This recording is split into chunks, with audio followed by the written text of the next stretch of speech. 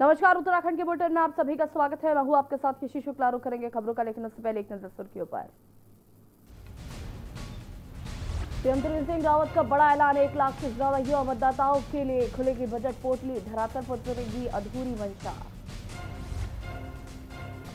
आज शाही अंदाज में निकलेगी निरंजनी अखाड़े की पेशवाई, हेलीकॉप्टर से होगी फूलों की बारिश, शोभा यात्रा में दिखेगी देवभूमि की संस्कृति की झलक। उत्तराखंड कैबिनेट का बड़ा फैसला, हरिद्वार में 1 से 30 अप्रैल तक होगा कुंभ, नहीं चलेगी नई ट्रेन और बाहरी राज्य की बसें। उत्तराखंड के सभी शहरी निकायों में सर्किल रेट के आधार पर संपत्ति कर, 2 विधायकों को मंजूरी, 5 वर्षों तक नहीं होगी बढ़ोतरी। कोटद्वार दिल्ली रूट पर आज से दौड़ेगी सिद्धबली जनशताब्दी एक्सप्रेस, रेलवे ने शुरू की बुकिंग, केंद्रीय रेल मंत्री पीयूष गोयल और शिक्षा मंत्री करेंगे उद्घाटन। कुमाऊं की सबसे बड़ी फॉरेस्ट डिवीजन में 1 करोड़ से बनेगी आधुनिक नर्सरी, वन विभाग को पौध तैयार करने में होगी आसानी। आप देख रहे हैं के न्यूज, खबरों का सारथी। और बड़ी खबर, सीएम त्रिवेंद्र सिंह रावत हरिद्वार पहुंच चुके हैं। निरंजनी अखाड़े की पेशवाई के पूजन में शामिल हुए। साधु संतों ने सीएम का किया स्वागत। आज निकाली जानी है पेशवाई की यात्रा, साधु संतों ने सीएम का स्वागत किया। मुख्यमंत्री त्रिवेंद्र सिंह रावत हरिद्वार पहुंच चुके हैं। बता दें कि आज पेशवाई यात्रा निकाली जाएगी, 1 से 30 अप्रैल तक होगा कुंभ। सीएम त्रिवेंद्र सिंह रावत हरिद्वार पहुंचे, आज पहली पेशवाई निकाली जानी है। और आपको बता दें कि आकर्षण का केंद्र चांदी का ये सिंहासन होगा, जो कि आपको हम तस्वीरों में दिखा रहे हैं। और हेलीकॉप्टर से फूलों की वर्षा की जाएगी, हाथी घोड़े और ऊंट आप देख सकते हैं इस पेशवाई में। और कई रूटों से होकर ये पेशवाई निकलेगी और कई रूट डाइवर्जन भी किए गए हैं। प्रशासन पूरी तरीके से अलर्ट है, मुस्तैदी से डटा हुआ है। साधु संतों ने सीएम का स्वागत किया। आज निकाली जानी है पेशवाई की यात्रा, देवभूमि की संस्कृति की झलक हम इस पेशवाई में देख सकते हैं। सीएम त्रिवेंद्र सिंह रावत पहुंचे हरिद्वार, निरंजनी अखाड़े की पेशवाई के पूजन में हुए शामिल। साधु संतों ने सीएम का किया स्वागत। आपको बता दें कि 1 से 30 अप्रैल तक ही होगा कुंभ। इसको लेकर पहले साधु संतों में रोष था, लेकिन अब साधु संतों ने इस बात को स्वीकार लिया है और अपनी इस पेशवाई से वो कोविड बचाव का भी संदेश देंगे। निरंजनी अखाड़े की पेशवाई के पूजन में शामिल हुए साधु संतों ने सीएम का किया स्वागत। आज निकाली जानी है पेशवाई की यात्रा। बड़ी खबर आपको बता रहे हैं, सीएम त्रिवेंद्र सिंह रावत पहुंचे हरिद्वार।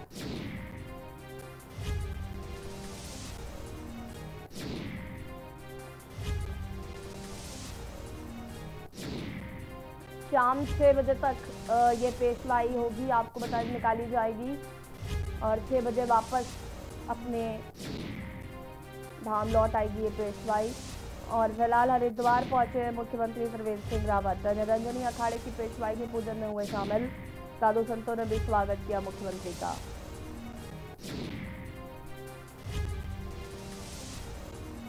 सीएम त्रिवेंद्र सिंह रावत पहुंचे हरिद्वार, निरंजनी अखाड़े की पेशवाई के पूजन में हुए शामिल।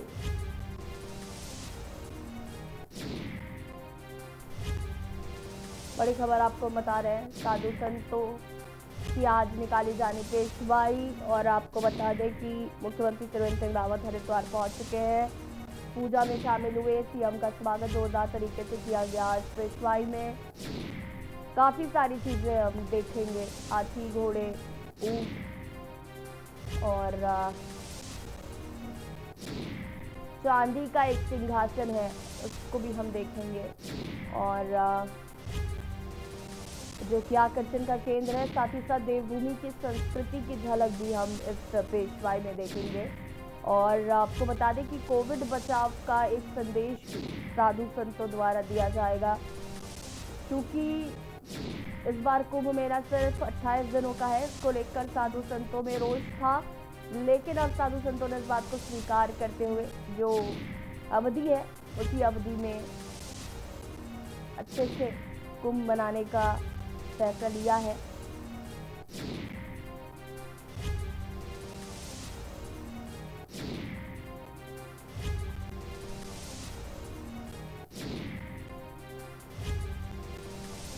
पेशवाई की तस्वीरें हम आपको दिखा रहे हैं।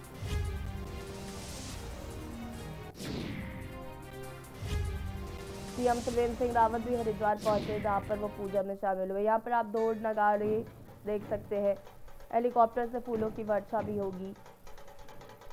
एक भव्य तरीके से पेशवाई निकाली जा रही है। कोरोना पर भारी आस्था, आप ये ऐसे समझ सकते हैं।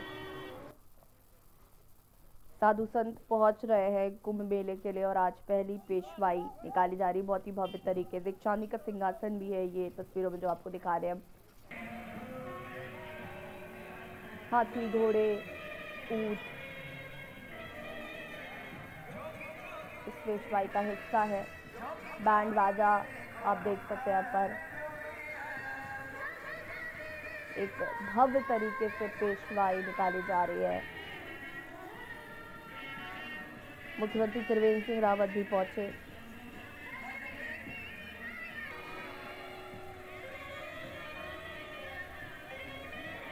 और इसी खबर पर ज्यादा जानकारी के लिए हमारे विशेष संवाददाता राजेश वर्मा फोन लाइन पर जुड़ चुके हैं। राजेश, आज पेशवाई निकाली जा रही है और एक भव्य तरीके से हम देख पा रहे हैं, जैसे कि तस्वीरों में भी हाथी, घोड़े, ऊंट, तमाम जो जानवर है वो यहाँ पर है और साधु संत बड़े ही उत्साह के साथ आज पेशवाई निकाल रहे हैं। इसको लेकर क्या कहना है? बिल्कुल बताऊं कि जिस तरीके से आगाज जो है वो कहीं ना कहीं महाकुंभ को चला है और महाकुंभ में तमाम जितने मठाधीश है, मठ के जितने भी अनुयायी है, वो अपना प्रदर्शन है, एक तरीके से कहा जा सकता है कि जो शोभा यात्रा है वो पूरे हरिद्वार में जो है 11 बजे से लेकर शाम के 6 बजे तक चलेगी। इसमें तमाम जितने मठाधीश है वो शामिल होंगे, तमाम जो धर्मगुरु है वो शामिल होंगे। निरंजनी अखाड़ा साधु संत जितने हैं वो इसमें शामिल हैं और आप देख सकते हैं कि तस्वीरों से साफ नजारा जो है ये इस समय महाकुंभ का है और महाकुंभ की जो शुरुआत जिस तरीके से होनी है उसको लेकर के जोरों शोरों से जो कहीं ना कहीं उत्साह का जो माहौल है वो कहीं ना कहीं पूरे हरिद्वार नगरी से लेकर तमाम साधु संतों में देखने को साफ तौर पर मिल रहा है। खुद स्वयं जो है मुख्यमंत्री त्रिवेंद्र सिंह रावत जो है वो इस समय जो इस समय इसके लिए जो है वो वहाँ पर हरिद्वार पहुंच चुके हैं। देवों की नगरी में जो जिस तरीके से जी राजेश जी, बिल्कुल जैसे कि हम तस्वीरों में भी देख पा रहे हैं कि भव्य ये यहाँ पे पेशवाई निकल रही है। फिलहाल तमाम जानकारी के लिए बहुत बहुत धन्यवाद। साधु संतों ने सीएम का आपको बता दें स्वागत किया। सीएम भी पहुंचे हैं पेशवाई में और एक भव्य पेशवाई कुंभ का आगाज इसे कह सकते हैं कि आज से हो चुका है। और सीधे आपको विधानसभा ले चलते हैं जहां पर मुख्यमंत्री योगी आदित्यनाथ क्या कुछ कह रहे सुन लेते हैं। उनके भाषण को भी पढ़ा और उसके भाव को भी जाना और समझने का प्रयास किया है। अन्य दलीय नेताओं के बहुजन समाज पार्टी, कांग्रेस, सहदेव समाज पार्टी और हमारे सहयोगी अपना दल से जुड़े हुए सभी नेताओं ने भी इस सदन में जो विचार रखे हैं, मैं उन सभी को हृदय से धन्यवाद देता हूं। मेरे सहयोगी जो हैं यहाँ पर भारतीय जनता पार्टी के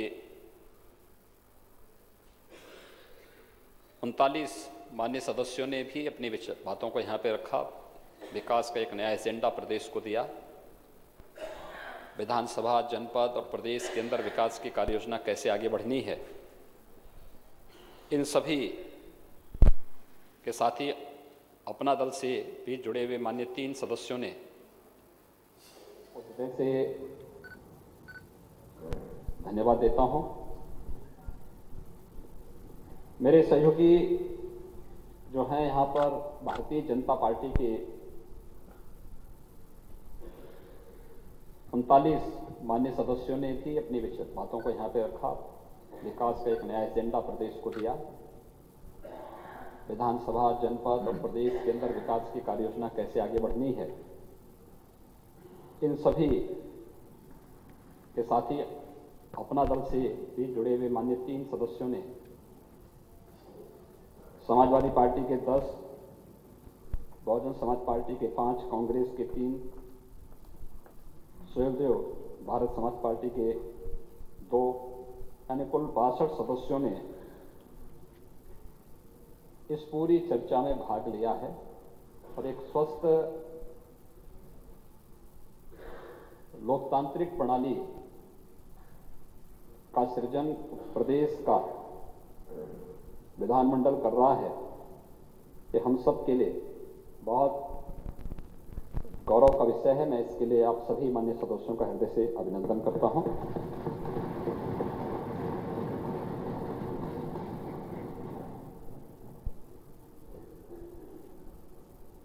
महोदय, हम सब जानते हैं कि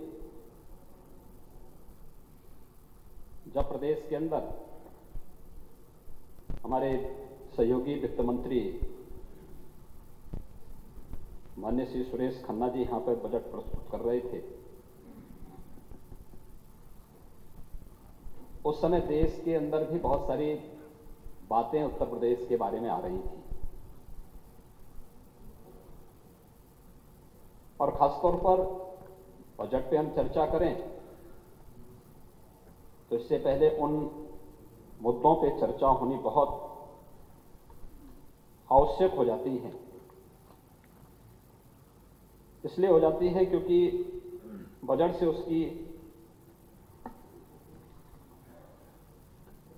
उसका संबंध है और कहीं ना कहीं बजट के दायरे के बारे में या कोरोना कालखंड के दौरान मुझे लगता है हर एक तबके ने, अगर राजनीतिक पूर्वाग्रह उनके साथ नहीं जुड़ा है वो अलग विषय है कि घर के अंदर उन्होंने बजट का सराहना की होगी, लेकिन सार्वजनिक रूप से छोड़ दिया जाए तो बाकी हर तबके ने माननीय वित्त मंत्री जी के द्वारा प्रस्तुत बजट की यहां पर भूरी भूरी प्रशंसा हर एक तबके ने की है और प्रदेश ही नहीं देश स्तर पर। मेरे पास फिक्की से, CII से या अन्य उस फील्ड में काम करने वाले लोगों के जो वक्तव्य, जो फोन या जो आपसी बातचीत में उन्होंने अपने वक्तव्य दिए हैं, हर एक ने उसकी सराहना की है, वैसे ही नहीं की। और मुझे इसीलिए नेता प्रतिपक्ष जी ने जो बातें यहां पर कही, मैंने जैसे कहा कि मैं सचमुच सुनना चाहता था उनके भाषण को और मैंने उनके भाषण के उसको पूरा मैंने निकाला, उसके प्रिंट को निकाल करके मैंने उसको भी देखा। मैंने इस अनुरोध किया था कि अगर वे अपने बजट भाषण को 12:30 बजे की बजाय 3 बजे के आसपास अपनी बातों को रखेंगे तो मैं सदन में मौजूद हूं। और उनके मित्र खन्ना जी ने उनको ये बात बताई भी होगी, लेकिन जब भी वे खन्ना जी की बात को नहीं मानते हैं तो उनके साथ धोखा हो जाता है।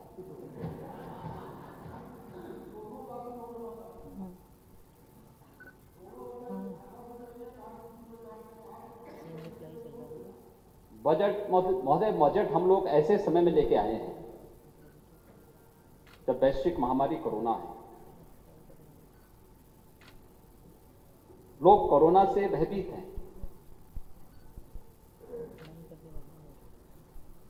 लेकिन भारत ने कोरोना का प्रबंधन भी बेहतर तरीके से किया और कोरोना प्रबंधन के साथ ही अब कोरोना से बचाव के लिए भी जो कार्यक्रम प्रस्तुत किए हैं, अभी 1 मार्च से 60 साल से ऊपर के सभी नागरिकों को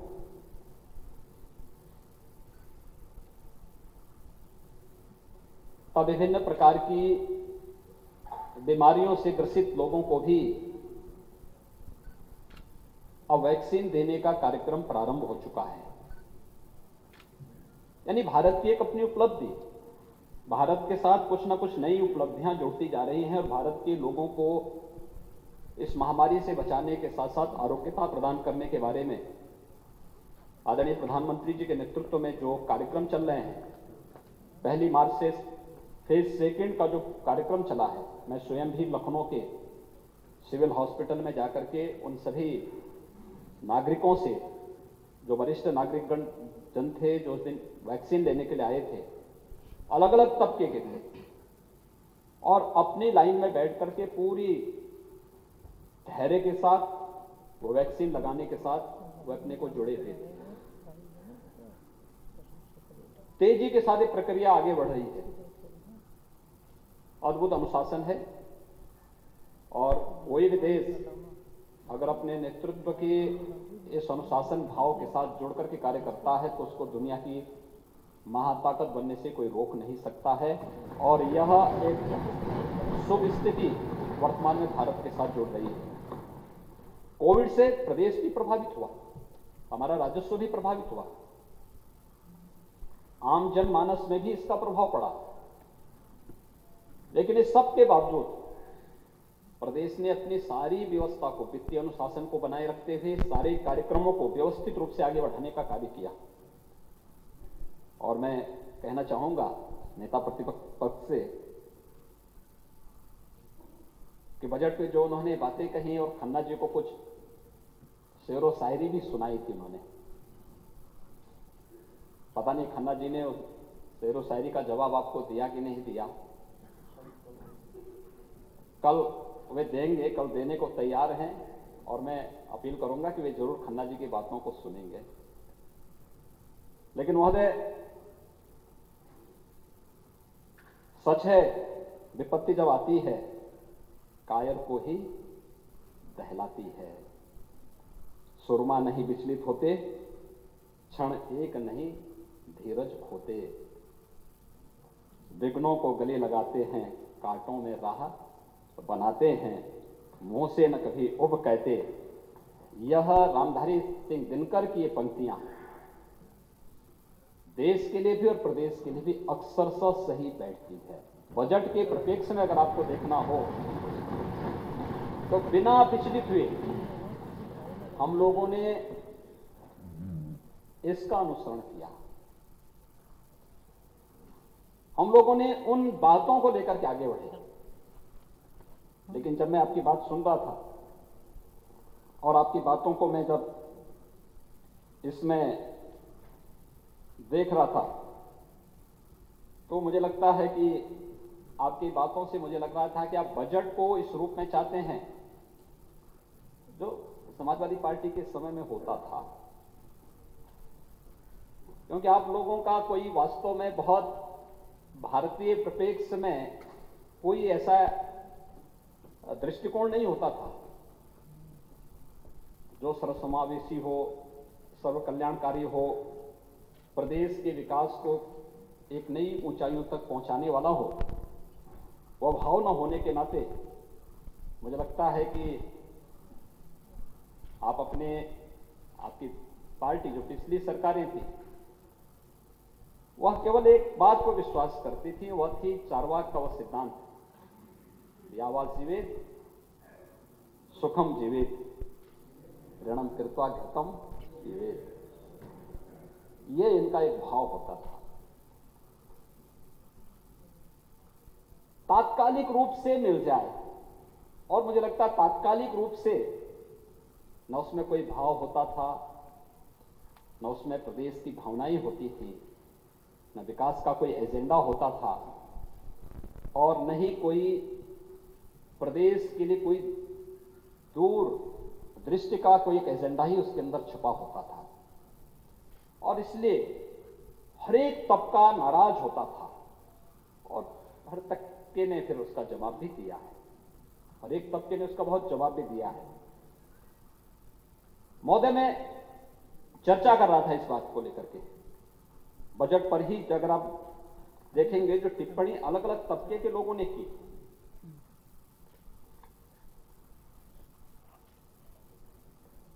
पूर्व मुख्य सचिव, उन्होंने इस बारे में कहा सरकार का विजन क्या, वोट से ज्यादा विकास पर जोर। हमें मालूम है तात्कालिक आवश्यकता के लिए बनाई जाने वाली योजनाएं न पार्टी का न प्रदेश का हित कर सकती हैं। हम एक विजन के साथ विकास के रोड मैप को तैयार किए हैं और उस रोड मैप के अनुसार हम लोगों ने विकास के इस एजेंडे को लागू किया है। यही पार्टी को भी और प्रदेश को भी एक नई ऊंचाई देगा। पार्टी को लंबे समय तक शासन करने के लिए और प्रदेश को विकास की एक नई अर्थव्यवस्था के साथ जोड़ने का कार्य करेगा। स्वास्थ्य क्षेत्र के एक विशेषज्ञ ने भी इस बात को कहा कि बजट को सभी वर्गों के उत्थान को ध्यान में रखते हुए तैयार किया गया है। यह बजट युवाओं को समर्पित है। पेपरलेस बजट के लिए उत्तर प्रदेश सरकार को विशेष बधाई। डॉक्टर अरोड़ा ने सरकार द्वारा कोविड-19 टीकाकरण के लिए विशेष रूप से जो प्रावधान किया है, इसके लिए भी उन्होंने आभार व्यक्त करने के साथ ही सुपोषण पर ध्यान देने के लिए भी इसको एक सराहनीय कदम माना है। तो स्वास्थ्य क्षेत्र के विशेषज्ञ की राय इस संबंध में हम सबके सामने आती है। चेयरमैन सीआईआई ने कहा कि प्रदेश को आत्मनिर्भर, स्वस्थ और सुरक्षित बनाने वाला बजट है। ये उस फील्ड से जुड़े हुए लोग हैं जिनको राजनीति से लेना देना नहीं, लेकिन हां, अर्थव्यवस्था और बजट के मुद्दे को लेकर के chairman PHD chamber of commerce Uttar Pradesh के इतिहास में यह अब तक का सबसे बड़ा बजट है। किसानों, युवाओं और महिलाओं के विकास पर विशेष ध्यान केंद्रित किया। कोरोना संक्रमण की आपदा में सभी उद्योगों को बुरी तरह नुकसान पहुंचाया, अनेक समस्याओं का सामना करना पड़ा। इस बजट से उद्योगों को एक नई राहत दिखती है। ये पीएचडी चैम्बर के चेयरमैन का बयान है। इसी प्रकार के प्रेसिडेंट एसोचैम के द्वारा भी प्रदेश सरकार के द्वारा प्रस्तुत बजट कोरोना की विपरीत परिस्थितियों के बाद भी समाज के हर वर्ग के लिए अच्छा है। सरकार ने जो बेहतर हो सकता था वह किया है और पिछले वर्ष की तुलना में 7.2% की बढ़ोतरी भी एक प्रशंसनीय कार्य है।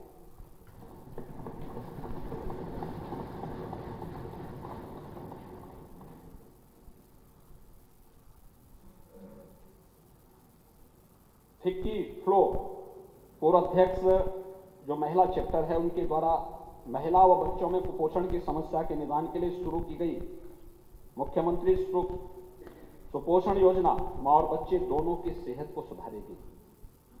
इसके अलावा मुख्यमंत्री कन्या सुमंगला योजना और मुख्यमंत्री सामूहिक विवाह योजना भी मील के पत्थर साबित हुए।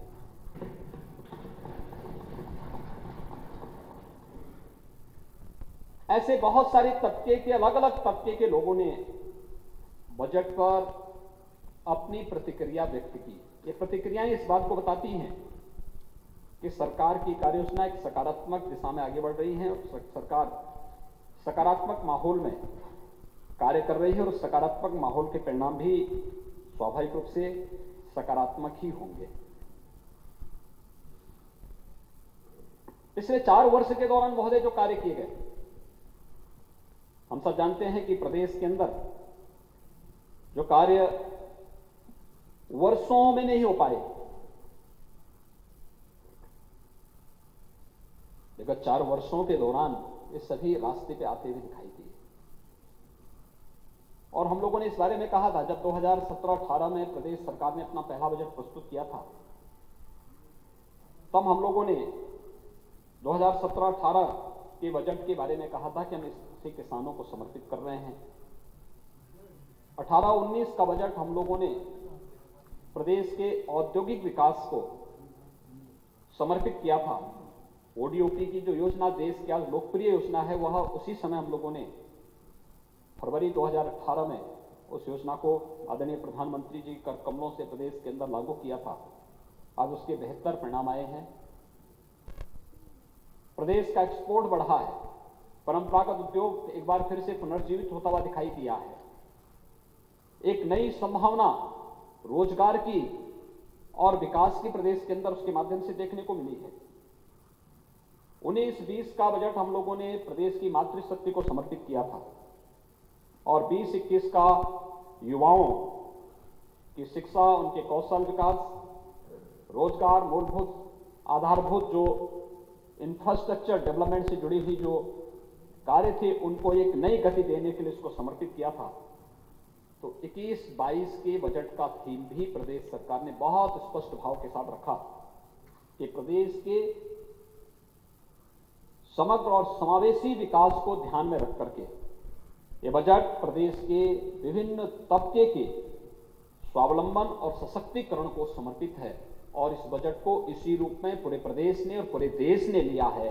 मैं इसके लिए वित्त मंत्री जी को, अपर मुख्य सचिव, वित्त और वित्त आयुक्त को और वित्त विभाग की पूरी टीम को, वित्त के हमारे राज्य मंत्री और पूरी टीम को, विभिन्न विभागों ने जो समय पर सभी मंत्रियों ने समय से अपने विभाग की योजनाओं को इसमें शामिल करवाया है, इसके लिए इन सबको हृदय से बधाई देता हूं। एक अच्छे बजट को प्रस्तुत करने के लिए एक थीम के साथ बजट आगे बढ़ा।